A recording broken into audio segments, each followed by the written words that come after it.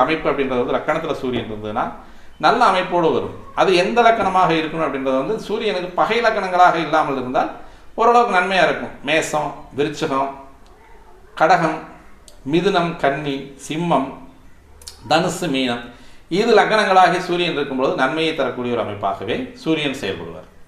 இரண்டாம் இடம் சூரியன் கண்டிப்பாக இது வந்து அரசாங்கத்துக்கு உதவக்கூடிய ஒரு அமைப்பை கொண்ட ஜாதகமாக தான் நம்ம பார்க்கணும்.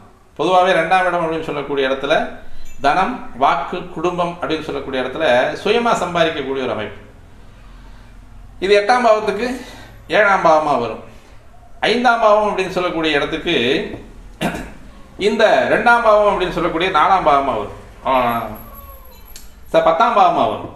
2ஆம் பாவம் அப்படின்னு சொல்லக்கூடியது 5ஆம் பாவம் அப்படின்னு சொல்லக்கூடிய பெயர், புகழ், அந்தஸ்து, கல்வி, வேலை அப்படின்னு சொல்லக்கூடிய 5ஆம் பாவத்திற்கு இந்த 2ஆம் பாவம் அப்படின்னு சொல்லக்கூடிய 10ஆம் பாவமாக வரும். அப்போ அந்த 10ஆம் பாவத்தில் வந்து ஸ்தான பலம் அடையக்கூடிய கிரகம் அப்படின்ற ஒரு போர்ட்ஃபோலியோவை எடுத்த என்னவோ 2ஆம் பாவத்தில் சூரியன் இருக்கக்கூடியவங்களுக்கு அது எந்த லக்னமாக வேணாலும் இருக்கலாம். மேசம் முதல் மீனம் லக்னம் வரைக்கும் 2ஆம் பாவத்தில் சூரியன் இருந்தால் இவர்கள் அரசாங்கத்திற்கு உதவி செய்யக்கூடிய அளவுக்கு மனிதர்கள் ஒரு சின்ன ஒரு உதவியாவது, ஒரு பேரிடரில் ஒரு உதவி, ஒரு புயலில் வந்து பல பேர் பாதிச்சிட்டாங்க அப்படிங்கும்போது அரசாங்கத்துக்கு அந்த உதவி செஞ்சு இவர் மூலமாக அரசாங்கத்துக்கு அந்த உதவி போய் அந்த அரசாங்கம் வந்து அவங்களுக்கு செய்யக்கூடிய ஒரு அமைப்பு.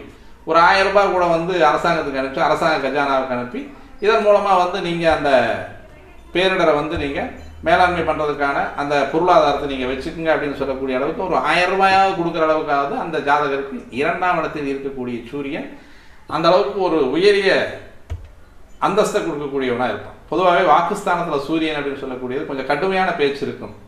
ஆனால் அதில் வந்து நிதானம் அதிகமாக இருக்கும்.